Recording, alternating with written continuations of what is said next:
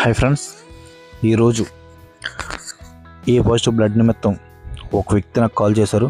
అనయ్య, ఒక డెలివరీ నిమిత్తం ఏ పాజిటివ్ బ్లడ్ కావాలని నన్ను అడిగారు. సరే తమ్ముడు, నేను వస్తాను అని చెప్పాను.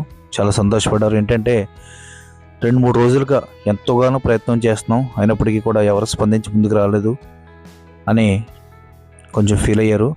నేను చెప్పే సొల్యూషన్ ఏంటంటే, చాలామంది బ్లడ్ అవసరమైనడు మెసేజ్లు మాత్రం ఫార్వర్డ్ చేస్తున్నారు. ఫేస్బుక్లో, లేకపోతే వాట్సాప్లో, ఇన్స్టాగ్రామ్లో బ్లడ్ కావాలని స్టేటస్లు పెట్టుకుంటున్నారు తప్ప ఎవరు కూడా ధైర్యంతో ముందుకు రావట్లేదు.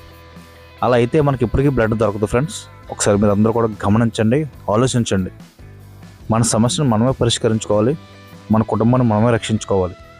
మన కుటుంబంలో ఎవరికైనా బ్లడ్ అవసరం వస్తే మనమే ఉపయోగపడేలా ఉండాలి తప్ప బయట వ్యక్తులను ఆశ్రయించి రేపొద్దున మనం ఇబ్బందుల పాలు అవ్వకూడదని నేను కోరుకుంటున్నాను.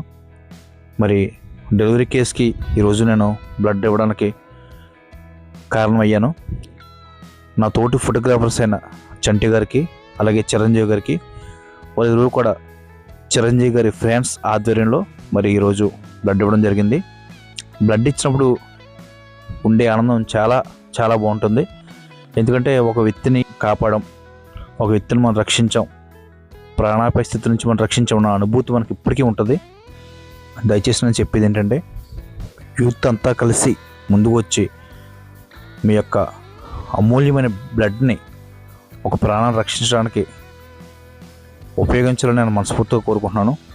మనకు కావాల్సిన స్టేటస్లు కాదు, మనమే స్వయంగా ముందుకు వచ్చి మన రక్తాన్ని ఇతరులకు అందించి ప్రాణాన్ని కాపాడాలని కోరుతున్నాను.